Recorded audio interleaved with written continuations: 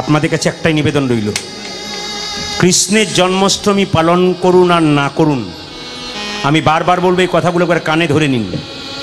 আমার গুরুদেব বলতেন, গরু যখন খাবার খায় তখন খুব তাড়াতাড়ি খায়, তারপর জাবর কেটে কেটে আস্বাদন করে। অনেক কথা শুনে নেবেন, যত কথা শুনে নেবেন 2-10টা কথা মাথায় রাখবেন, জীবনে আপনার লাভ হবে যদি আপনি ব্যবহার করতে পারেন।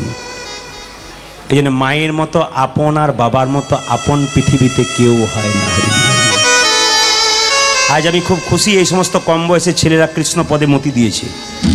আর যতগুলো আসর হচ্ছে আমার হচ্ছে, আমি সব জায়গায় দেখছি কম বয়সের বাচ্চাগুলো দেখুন, আপনারা তাকিয়ে দেখুন, সবার মা ঢুলছে 2-4 জন, কিন্তু বাচ্চাগুলো ঢুলছে। তাকান তো আমার দিকে, যতগুলো বাচ্চা কোলে আছে আমার দিকে তাকান তো, সব হাঁ করে আমার দিকে তাকিয়ে আছে। এরা কিন্তু বুঝছে খুব ভালো। মাটা মাঝে মাঝে ভাবছে, আর বলো না, যা কুটুম্ব বাড়িতে এসছে, কাল সকাল পর্যন্ত কী করে চালাবো খুঁজে পাচ্ছি না। কিন্তু ছেলের তো মনে আচ্ছা বাচ্চার মনে তো ওই চাপ নাই, ও সরল মনে শুনছে। কিন্তু এইদিকে তাকান, ও কিন্তু সরল মনে শুনছে, ওর কোনো চাপ নাই। দেখুন ঠাকুমার কোলে নাতি বসে আছে, সেও তাকিয়ে আছে আমার দিকে। এইটা কি তাহলে ওইটা, এইটা কি তাহলে ওইটা, অনেকে মিলিয়ে দেখছে বটে তো। আস্তে কৃষ্ণকে পুজো করুন না করুন, মা কালীকে পুজো করুন না করুন, নিত্যানন্দ মহাপ্রভুকে পুজো করুন আর না করুন, নিজের মা বাবাকে করুন। শিবরাত্রি আসতে শ্রাবণ মাসে যে ছেলেরা জল ঢালতে যাচ্ছে বাঁক কাঁধে নিয়ে, কষ্ট করে 100 কিলোমিটার হেঁটে, তাদেরকে একবার জিজ্ঞেস করেছিলাম, ভাই তুমি শিব মন্দিরে জল দাও, শিবলিঙ্গে জল দাও, তোমার ক্ষতি নাই, সনাতন ধর্ম বাড়ছে, সনাতন ধর্ম জাগছে, বাঁক কাঁধে নিয়ে তোমরা জল দিচ্ছ, দেখাচ্ছ সনাতন ধর্ম বেঁচে আছে, আমি খুব খুশি, খুব আনন্দ। কিন্তু শিবলিঙ্গে জল দেবার আগে তোমার বাবাকে 1 গ্লাস জল দিয়েছ, তোমার মাকে 1 গ্লাস জল দিয়ে এসেছো তো। আস্তে এদিকে এদিকে এদিকে। কৃষ্ণের পুজো করুন আর না করুন, বাড়িতে বাবা মায়ের পুজো আগে করুন। কৃষ্ণ সুদামাকে বলেছে, সুদামা এই জগতে 2 রকমের গুরু আছে, একটা 3 রকম, একটা প্রথম গুরু পিতামাতা যার থেকে জন্ম পেলি, আর দ্বিতীয় গুরুকে ব্রাহ্মণ, আর তৃতীয় গুরু আমি। সুতরাং বাবা মাকে যদি কেউ সেবা না করে আর কৃষ্ণের জন্য কেঁদে কেঁদে বেড়ায়, তার কাঁদাটাই বেকার হয়ে যায়। বাবা হলো বাড়ির ছাদ আর মা হলো খুঁটি, সব চাইতে লজ্জার ব্যাপার। এই জায়গাতে আমরা দুর্বল, সব জায়গায় আমরা তাগত শক্তি, আমাদের গাড়ি করব, বাড়ি করব, টাকা করব, পয়সা করব, সব করব, এক জায়গায় দুর্বল, মা বাবাকে দিতে পারবো না। ওই জায়গাটা যেদিন ভালো না করতে পারবেন, সেদিন কীর্তন শুনে কোনো লাভ নাই। মানুষ যেদিন না হতে পারবেন, বিবেক যেদিন না জন্মাবে, কীর্তন শুনে আপনার লাভ হবে না। ওই জন্য যে যেখানে বসে আছেন বাবা, আপনাদের কাছে নিবেদন রইল, বাবা মায়ের চরণ সেবা করুন। আজকে চিত্রশালী মাঝের পাড়া গ্রামের মায়েরা যারা কীর্তন শুনছেন, পার্শ্ববর্তী যারা কীর্তন শুনছেন, সেই মেয়েদেরকে বলবো, আমার দিকে তাকান, কম বয়সের মেয়েদেরকে করজোরে নিবেদন করে বলবো,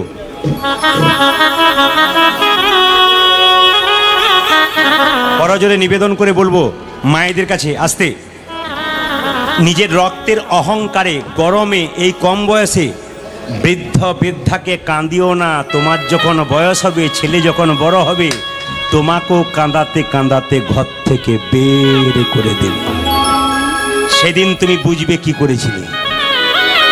তাই রক্তের গরমে এমন কিছু, এই যে মেয়েদের 2টো কুল রক্ষা করতে, একটা বাপের কুল, একটা শ্বশুর কুল।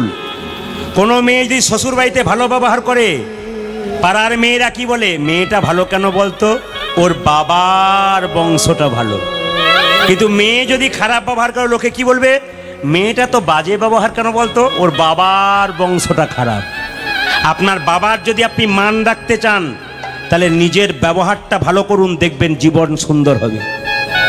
যে বৃদ্ধ অক্লান্ত পরিশ্রম করে স্বামীকে তোমার হাতে তুলে দিয়েছে, ও একদিনে হয় না, ওদের প্রচুর পরিশ্রমে হয়েছে। তাই গাছ আগে না ফল আগে, আপনারা যদি বলেন গাছ আগে, তাহলে স্বামী শ্বশুর মশাইকে, শাশুড়ি মাকে যদি যত্ন না করতে পারলেন, তবে আপনার ফল নিয়ে কোনো লাভ নাই, ও ফলে পোকা লেগে যাবে, ও ফলের কোনো লাভ হবে না। ওই জন্য যে যেখানে বসে আছেন, আপনাদের কাছে আমার নিবেদন রইল, মায়েরা বাবা মাকে কাঁদিও না। একটা মায়ের পেটে 10 মাস 10 দিন বাচ্চা থাকে, কিন্তু সবচাইতে লজ্জার ব্যাপার, সেই ছেলে বড় হয়ে কলকাতায় ফ্ল্যাট কিনলে মা বাবার একদিনের জন্য জায়গা হয় না। ছেলে যখন, স্বামী যখন বাজারে যায়, স্ত্রী আমাকে না জিজ্ঞেস করে বাজার চলে গেলে, এ থলেটা নিয়ে যাও, আমার ভাই আসবে, 100 টাকা হাট নিয়ে এসো। মেয়েটা বলবে বাবা মোবাইলটা নিয়ে এসো, ছেলে বলবে বাবা ঘড়িটা নিয়ে এসো। সবাই বলবে এই নিয়ে এসো সেই নিয়ে এসো। একজন দরজায় দাঁড়িয়ে বলবে খোকা সাবধানে যাস আর সময় মতো খাবারটা খেয়ে নিস। এ কথা কে বলছে বলুন তো? যার জন্য আপনি ভাবলেন না তা সে বলছে। বাড়িতে যখন রান্না করে আমার মা জননীরা, তখন বড় বড় মাছের পিসগুলো বাড়িতে সবার থালাতে দেয়, শেষে নিজে ছোট পিসটা নেয়। এরই তো নাম হলো মা। যে শুধু দিয়েই গেল কিন্তু নিতে জানলো না, তাকে আপনি দিতে শিখুন, আপনি বড় হবেন। যে আপনার জন্য এত একটা, ও মায়েরা, আমি হসপিটালে গিয়ে দেখছি একটা মেয়ে পেটে বাচ্চা আছে, মৃত্যুর সঙ্গে লড়াই করছে, শ্বাস প্রশ্বাস নিতে পারছে না, অক্সিজেন চলছে। ডাক্তারবাবু বাড়ির লোককে বললেন তোমার পেশেন্ট বাঁচবে না, চান্স খুব কম, বাচ্চাটা বাঁচতে পারে। মেয়েটা দেখুন অক্সিজেন নিতে পারছে না, কেঁদে কেঁদে বলছে ডাক্তারবাবু ছেলেটা আমি যদি মরে যাই মরে যাব, আমার খোকার মুখ দেখে মরতে পারবো তো? ছেলে যখন ছোট থাকে মা তখন কাঁদে, ছেলে খায় না বলে। ছেলে যখন বড় হয় মা তখন কেঁদে বেড়ায়, আমার খোকা আমায় ভাত দেয় না বলে। কীর্তন কেমন জিনিস দেখুন। আপনার স্থির হয়ে বসে গেলেন কেন? আপনার চুপ করে গেলেন কেন? চঞ্চলতা নেই কেন? কীর্তন তো এইরকমই হওয়া দরকার। কেন? মানুষ স্থির হয়ে যাবে কথার দ্বারা, চুপ করে যাবে। জেনে নিন, আমি একটা প্রমাণ দিয়ে দিই মায়েদেরকে, এরকম মা কেউ হবে না। আমি সেদিনে ফেসবুকে একটা জিনিস দেখছিলাম। কি দেখলাম না, একজন স্বামী দরজা থেকে হাঁকাচ্ছে, তার স্ত্রী ভেতরে রান্না করছে। দরজাতে এই যে এ কমলা, এ শুনছো, এ মা এসেছে, দরজা খোলো। স্ত্রী বলছে আমি তোমার মায়ের সেবা করতে পারবো না। ও মা এসছে, দরজা আমি খুলতে পারবো না, আমি তোমার মায়ের সেবা করতে পারবো না। কেন হুট করে নিয়ে এলে? না বলে না আসবে? আরে দরজা খোলো, মা এসেছে। মা এসছে তুমি বুঝবে, আমি কিছু বুঝবো না। মাকে বের করে দাও, যেখানে রাখা সেখানে রেখে এসো। আমি পারবো না, আমার সে ক্ষমতা নেই। এই যে তাকান, এই যে কমলা, দরজা খোলো, মা এসেছে।